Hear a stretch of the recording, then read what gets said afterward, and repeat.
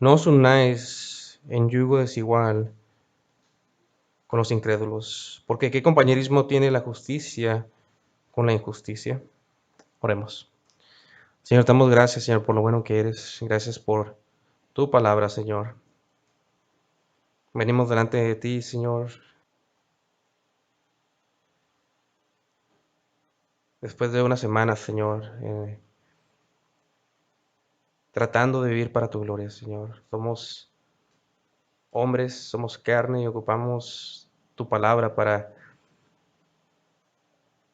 tener fe. Ocupamos tu palabra, Señor, para ver a Cristo y renovar nuestras fuerzas. Ocupamos tu palabra para poder seguir caminando y fortalecidos como iglesia.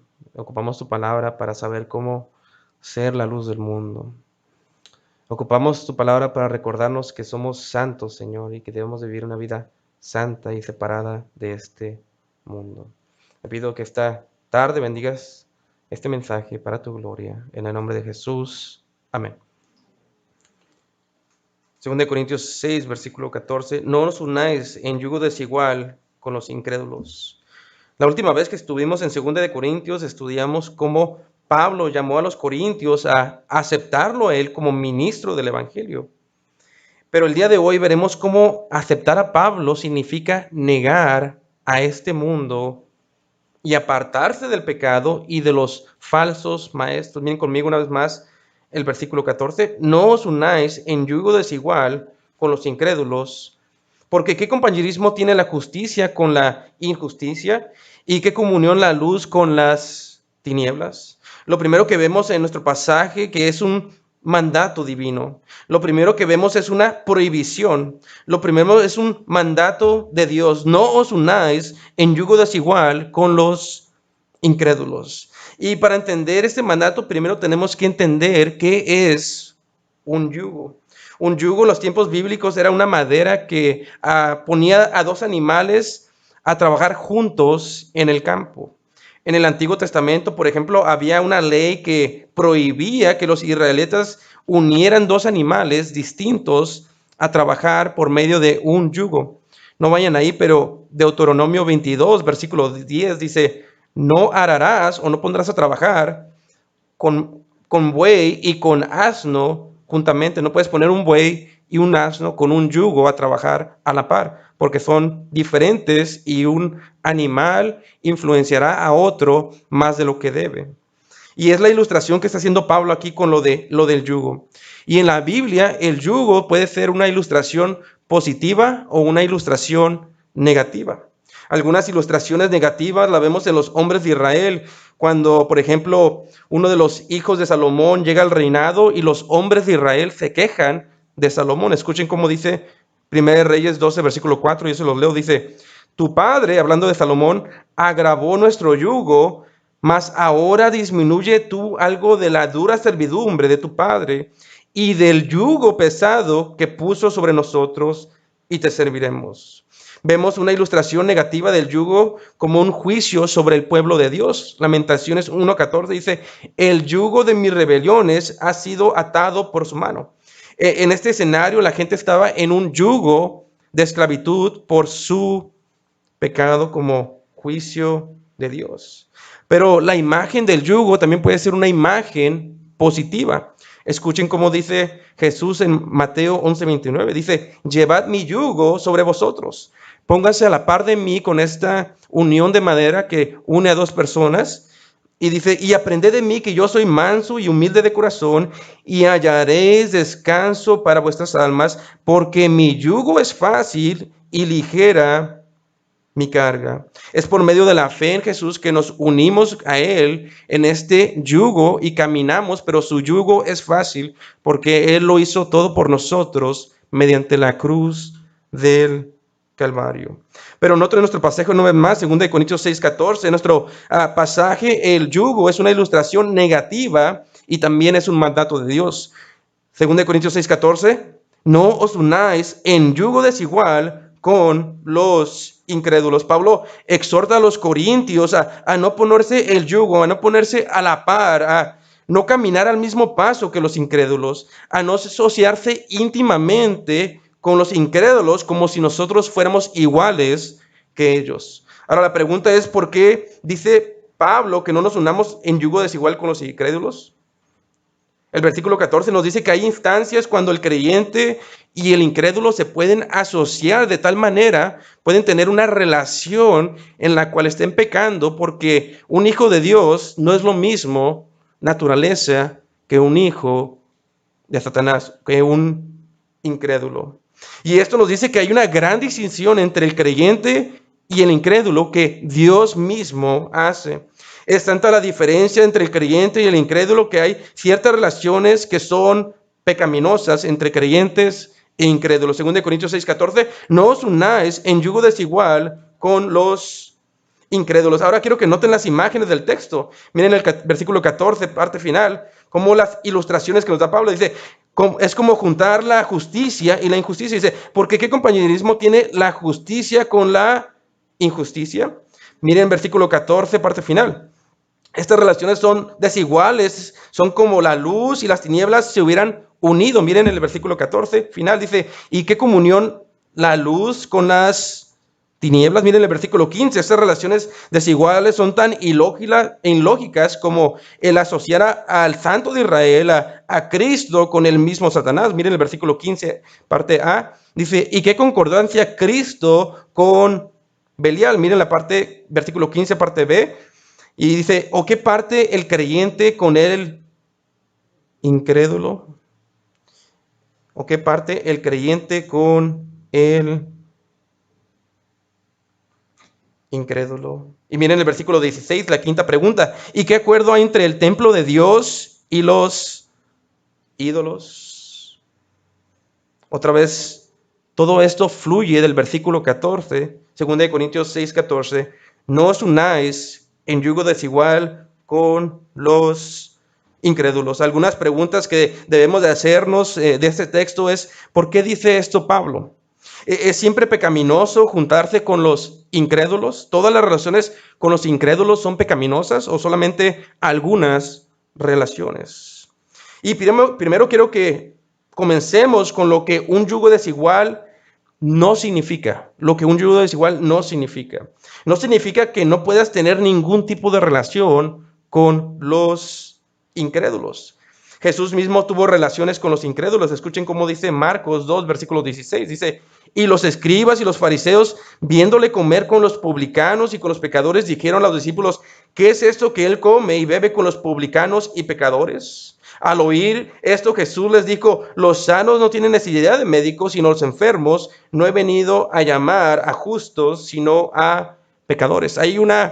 Vemos aquí una imagen donde Jesús tenía una relación con los incrédulos y esto no es pecaminoso.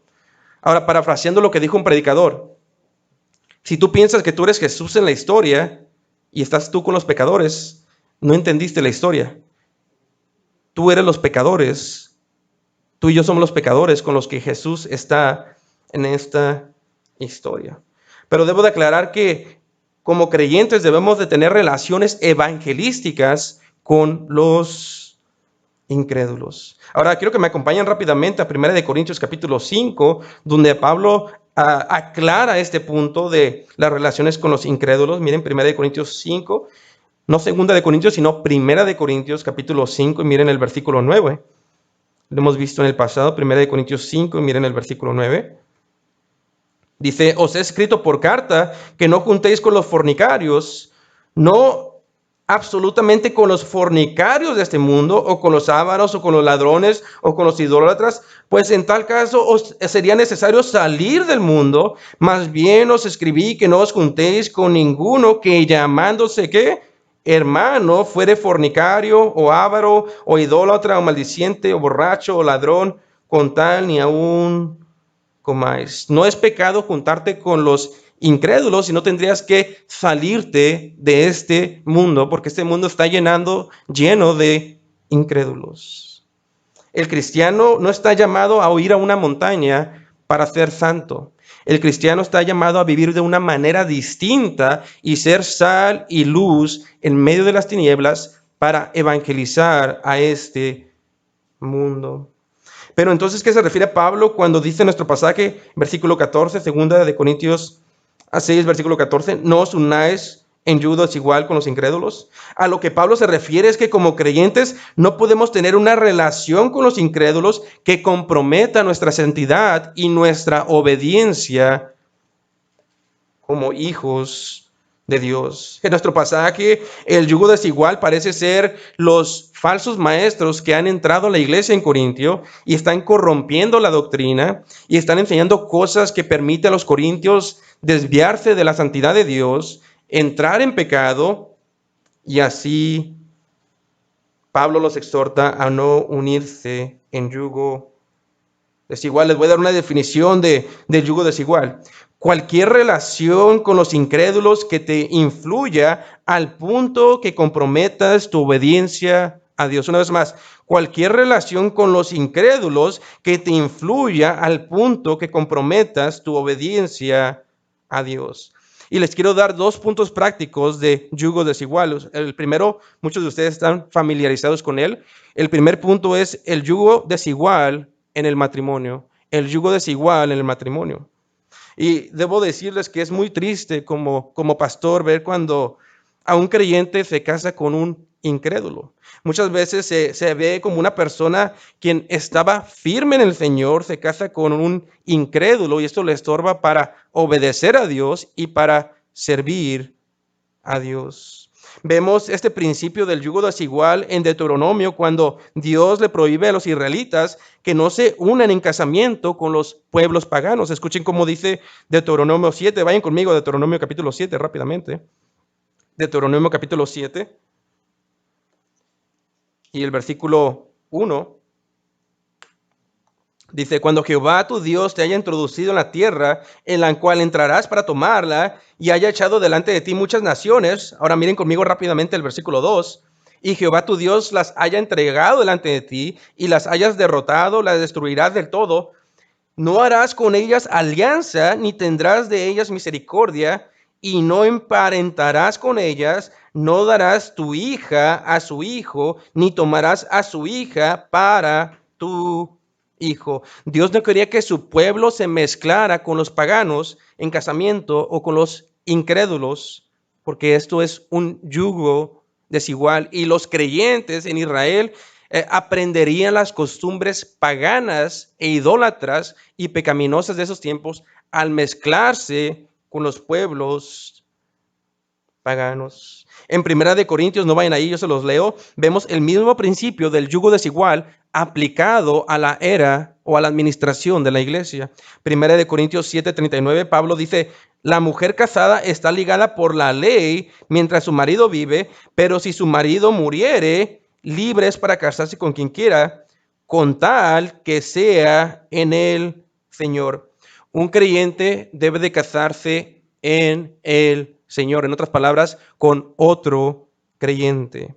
Una de las razones por las cuales la ira y el juicio de Dios venía sobre su gente, sobre su pueblo en el Antiguo Testamento, es porque ellos se casaban con incrédulos. Y me temo que el día de hoy esto no ha cambiado. Los hermanos y hermanas dentro de las iglesias muchas veces buscan casarse con personas que no son creyentes, con incrédulos. Y muchos padres permiten estas relaciones con sus hijos. Y esto es pecaminoso. Vemos, por ejemplo, en el tiempo de Esdras, vayan conmigo rápidamente a Esdras capítulo 9. Miren conmigo Esdras capítulo 9. Les voy a leer la versión Nueva Biblia de las Américas. Pero síganme, Esdras 9, miren versículo 1. Acabadas estas cosas, se me acercaron los príncipes y me dijeron, el pueblo de Israel, los sacerdotes y los levitas no se han separado de los pueblos de la tierra y sus abominaciones. De los cananeos y hititas, fereceos, jebuseos, amonitas, moabitas, egipcios y amorreos, sino que han tomado mujeres de entre las hijas de ellos para sí y para sus ¿qué? Hijos, y del linaje santo se ha mezclado con los pueblos de la tierra. Es más, la mano de los príncipes, o sea, los líderes y de los gobernantes ha sido primera en cometer esta infidelidad. El casarse con un incrédulo o el entregar o permitir que uno de tus hijos haga esto es cometer una infidelidad delante de Dios. El casarse con incrédulos es cometer un pecado. El casarse con incrédulos es, escuchen esto, la Biblia le llama prostituirse espiritualmente. Escuchen cómo dice Salmo 106, versículo 34. Dice, no destruyeron a los pueblos que Jehová les dijo, antes se mezclaron con las naciones y aprendieron sus obras. Cuando se casaban, aprendían sus maneras paganas y las imitaban. Dice, y sirvieron a sus ídolos, las cuales fueron causa de su ruina, sacrificaron a sus hijos y sus hijas a los demonios y derramaron la sangre inocente, la sangre de sus hijos y de sus hijas, que ofrecieron en sacrificio a los ídolos de Canaán, y la tierra fue contaminada con sangre, se contaminaron así con sus obras y se prostituyeron con sus hechos. Se encendió, por tanto, el furor de Jehová sobre su pueblo y abominó su heredad. Es prostitución espiritual cuando un creyente se mezcla con un incrédulo. El yugo desigual es como casarte, escuchen esto, con la hija de un Dios extraño, de un ídolo.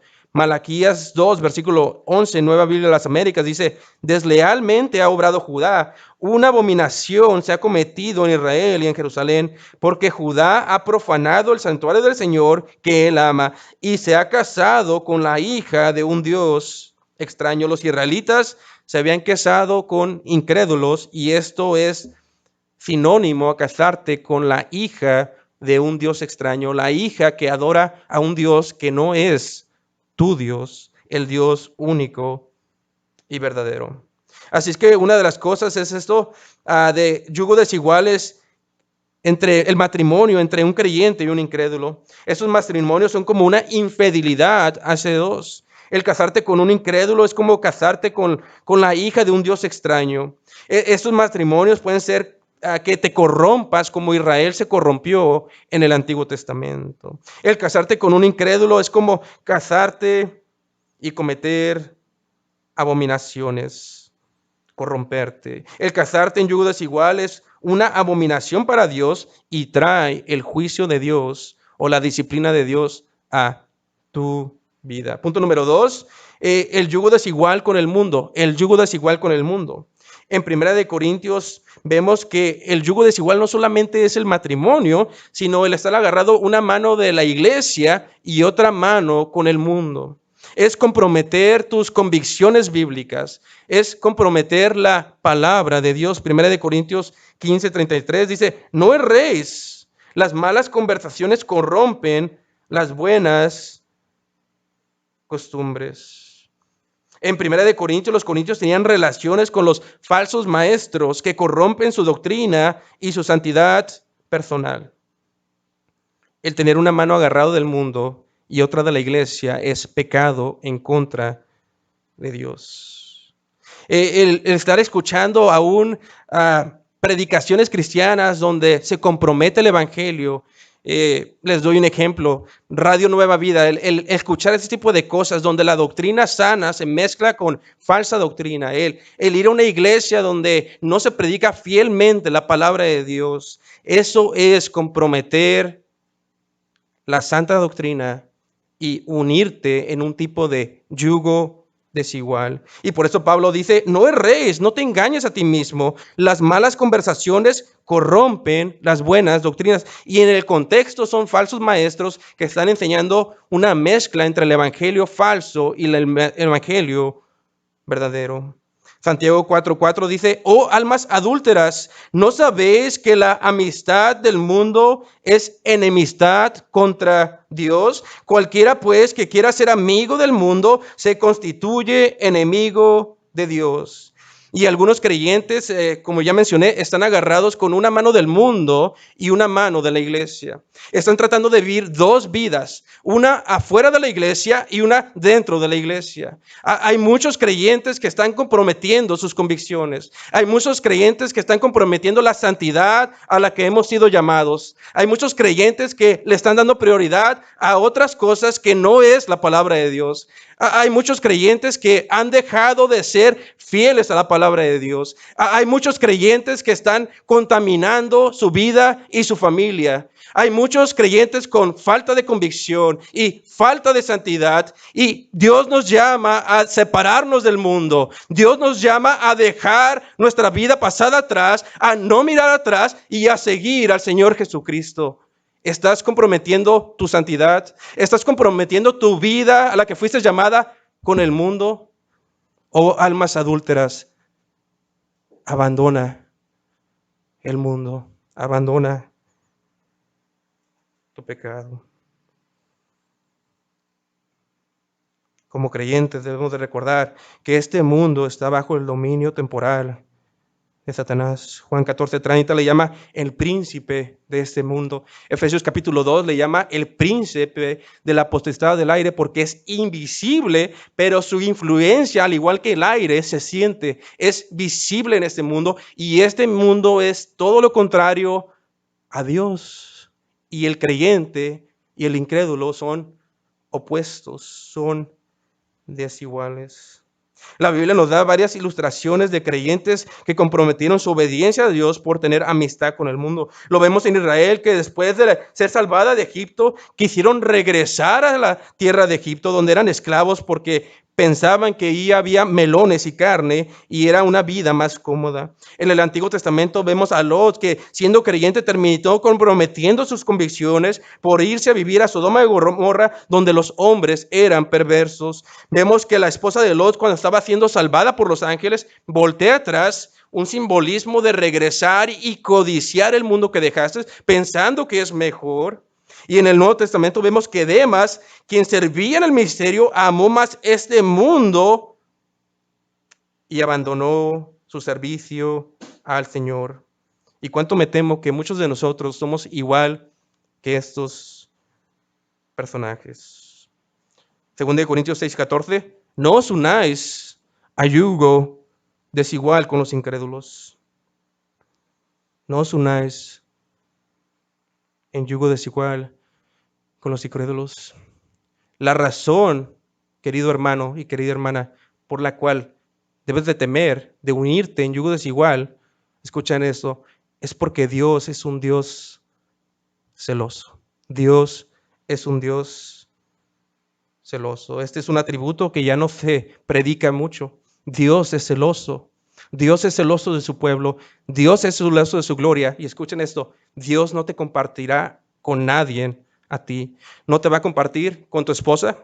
No te va a compartir con tus hijos. No te va a compartir con tu trabajo. No te va a compartir con tus metas. Él merece y demanda el primer lugar en tu vida. Y Él es celoso de su gloria. Y Él es celoso de tu adoración como un esposo quien tiene una esposa y quiere su fidelidad.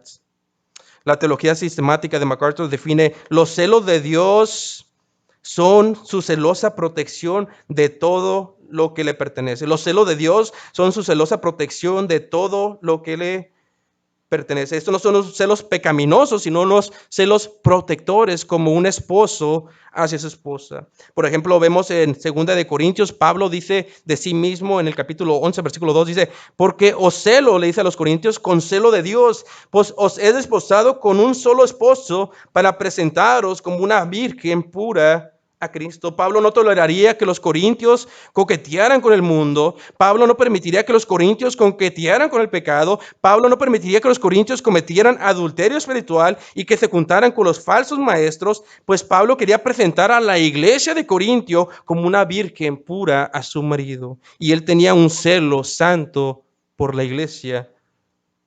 La Biblia misma nos dice que Dios es celoso. Deuteronomio 4:24 dice, porque Jehová tu Dios es fuego consumidor, Dios celoso. El nombre de Dios o quien Él representa es celoso. Éxodo 34, versículo 14, porque no te has de inclinar a ningún otro Dios, pues Jehová, cuyo nombre es celoso, Dios celoso es. Esto nos dice que su carácter es conocido por un celo protector y ferviente. La Biblia nos dice que Dios por sus celos trae juicio sobre su pueblo, Deuteronomio 6:15, porque el Dios celoso, Jehová tu Dios, en medio de ti está, para que no se inflame el furor de Jehová tu Dios contra ti y te destruya de sobre la tierra. El celo de Dios es como un fuego que consume. Sofonías 1:18, ni su plata ni su oro podrá librarlos en el día de la ira de Jehová, pues toda la tierra será consumida con el fuego de su celo. Dios es celoso por su pueblo y no compartirá su adoración con nadie. En Zacarías 1:14, Nueva Biblia de las Américas, dice: así dice el Señor de los ejércitos, estoy celoso en gran manera por Jerusalén y por Sión. Dios está celoso por su pueblo. Dios está celoso por ti y no compartirá tu adoración con nadie. Por esto la Biblia dice que Israel continuamente provocaba a celos a Dios con su idolatría. Deuteronomio 32:16 dice: le despertaron a celos con los dioses ajenos, lo provocaron a ira con abominaciones. Deuteronomio 32:21, ellos me movieron a celos con lo que no es Dios. Les pido que me acompañen a Ezequiel capítulo 16, Ezequiel capítulo 16, y miren conmigo el versículo 7.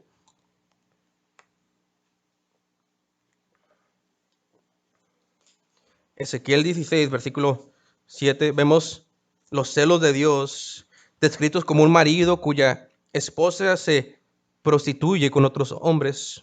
Y está hablando del pueblo de Israel, de su pueblo escogido. Ezequiel 16, versículo 7 dice: te hice multiplicar como la hierba del campo, hablando de Israel, y creciste y te hiciste grande y llegaste a ser muy hermosa. Está escribiendo a Israel como una mujer hermosa. Tus pechos habían formado y tu pelo había crecido, pero estabas desnuda y descubierta. Y pasé yo otra vez junto a ti y te miré, y he aquí que tu tiempo era tiempo de amores. Y extendí mi mano sobre ti y cubrí tu desnudez y te di juramento y entré en pacto contigo, dice Jehová el Señor, y fuiste mía. Te lavé con agua y lavé tu sangre de encima de ti y te ungí con aceite y te vestí de bordado, te calcé de tejón, te ceñí de lino y te cubrí de seda, te atavié con adornos y puse brazaletes en tus brazos y collar en tu cuello, puse joyas en tu nariz, zarcillos en tus orejas y una hermosa diadema en tu cabeza. Así fuiste adornada de oro y de plata y tu vestido era de lino fino, seda bordado, comiste flor de harina y de trigo, miel y aceite, y fuiste hermoseada en extremo, prosperaste hasta llegar a reinar, y salió tu renombre entre las naciones a causa de tu hermosura, porque era perfecta a causa de mi hermosura que yo puse sobre ti, dice Jehová el Señor. Pero confiaste en tu hermosura y te prostituiste a causa de tu renombre, y derramaste tus fornicaciones, cuantos pasaron, suya eras. ¿Comenzaste bien tu carrera cristiana? ¿Comenzaste bien a servir a Dios y te has desviado? ¿Comenzaste fiel a Dios y has caído en infidelidad espiritual, agarrado una mano de Dios y otra del mundo? Esto es sinónimo de fornicación espiritual a Dios, quien te levantó y te hizo crecer y te da vida y te da fuerzas, y más que nada envió a su Hijo Jesús y te compró no con la sangre de becerros o de animalitos, sino con la sangre preciosa del Hijo de Dios. 2 Corintios 6:14, no os unáis en yugo desigual con los incrédulos. Pablo con estas preguntas retóricas nos deja lo claro y lo necio que es tratar de tener una relación desigual con un incrédulo. Miren el versículo 14, parte final. ¿Qué compañerismo tiene la justicia con la injusticia? Proverbios 29:27 nos dice que el hombre justo aborrece al hombre malo, sus acciones, lo que representa, no la persona, pero lo que representa.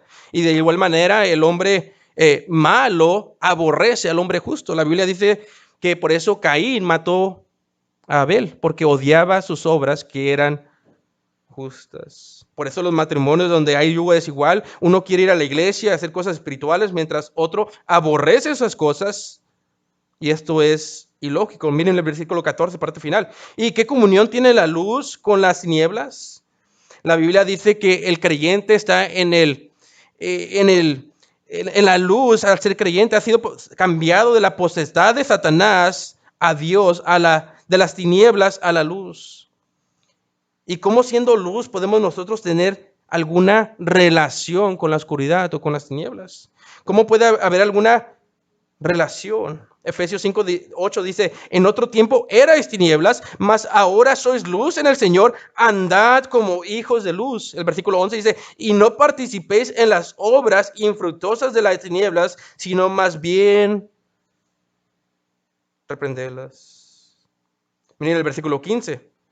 ¿Y qué concordia Cristo con Belial? ¿O qué parte el creyente con el incrédulo? Aquí Pablo lo muestra lo ilógico que es tener compañerismo con los incrédulos y compara a Cristo, el Dios encarnado, el Dios santo, con Belial, quien representa a Satanás en nuestro pasaje. En el Antiguo Testamento, Belial podía ser traducido como impío o como un hombre malo, un hombre que no sirve para nada. Escuchen cómo dice Deuteronomio 13:13. Dice que han salido de en medio de ti hombres impíos, que literalmente es hombres de Belial, que han instigado a los moradores de su ciudad diciendo, vamos y sirvamos a dioses ajenos que vosotros no conocisteis. En 1 Samuel 2:12 se describen los hijos de Eli como que eran hombres impíos o literalmente hombres de Belial. Y en el Nuevo Testamento, cuando llegamos al Nuevo Testamento, el hombre más malo, más impío, se describe como Satanás. ¿Qué concordancia tiene Cristo con Belial o con Satanás? 1 Corintios 21, no podéis beber la copa del Señor y la copa de los demonios. No podéis participar en la mesa del Señor, que es algo que vamos a hacer al ratito cuando tomemos la Santa Cena, y de la mesa de los demonios. Los corintios estaban mezclando en su cultura, en los centros paganos, estaban yendo a lugares de prostitución, estaban comportándose como su cultura en vez de ser santos y querían sentarse a tomar la Santa Cena mientras que iban y se sentaban a las cenas paganas donde se practicaba todo tipo de pecado sexual e idolatría. Versículo 15 dice, ¿o qué parte el creyente con el incrédulo? Y la respuesta es que no tenemos nada que ver con los incrédulos en cuestiones de relaciones íntimas. Cuando el pueblo de Israel estaba reedificando la casa a Dios y los incrédulos ofrecieron su ayuda, escuchen cómo le contestaba el pueblo de Dios. Esdras 4:3, Nueva Biblia de las Américas, dice, no tienen nada en común con nosotros para que juntos edifiquemos una casa a nuestro Dios, sino que nosotros unidos la edificaremos al Señor Dios de Israel. Los incrédulos no tienen nada en común con nosotros para que juntos trabajemos. Pero el día de hoy, ¿qué vemos? Vemos aún a la iglesia unida en yugo desigual con el mundo. Vemos aún a la iglesia, a las iglesias locales pidiendo ayuda al mundo. Vemos a las iglesias pidiendo ayuda a psicólogos seculares y llamándoles cristianos. Vemos a la iglesia pidiendo ayuda de artistas profesionales para la alabanza. Vemos a la iglesia pidiendo ayuda del entretenimiento del mundo para adorar a Dios. No os unáis en yugo desigual. Versículo 16. ¿Y qué acuerdo hay entre el templo de Dios y los ídolos? Porque vosotros sois el templo del Dios viviente. Como Dios dijo, habitaré y andaré entre ellos, y seré su Dios, y ellos serán mi pueblo. Esto es una referencia que en el Antiguo Testamento la adoración era en un templo físico, pero en el Nuevo Testamento Dios mismo, a través de su Espíritu, mora en el creyente. El Espíritu Santo, cuando uno cree en Cristo, en su obra redentora, viene a morar dentro del creyente y el creyente se convierte en el templo del Dios vivo. Escuchen como dice 1 Corintios 3:16. ¿No sabéis que sois templo de Dios y que el Espíritu de Dios mora en vosotros? Efesios 2:22. En quien vosotros también sois juntamente edificados para morada de Dios en el Espíritu. Y según los estudiosos, cuando habla de que nosotros somos el templo de Dios, no está hablando del templo genéricamente, sino que está hablando del lugar santísimo donde el sumo sacerdote solamente podía entrar una vez al año para hacer sacrificios por el pecado. Nosotros somos el lugar santísimo de Dios, porque el Espíritu de Dios mora en nosotros. Y como creyentes ahora somos llamados a vivir de tal manera que no entristezcamos al Espíritu Santo. Tenemos que vivir una vida santa, tenemos que vivir una manera diferente al mundo, tenemos que vivir una manera apartada, y no es para aislarnos en una montaña, y no es para no tener ningún tipo de relación con los incrédulos, sino que cuando nos unimos de una manera íntima con el mundo, cuando caminamos en pecado o comprometemos convicciones, no nos estamos comportando como lo que somos, hijos e hijas de Dios. Parafraseando lo que dice Martin Lloyd-Jones de la santidad. Dice, la forma de santificación en el Nuevo Testamento no es tanto haz esto y haz el otro, sino que en la Biblia Dios te dice lo que eres.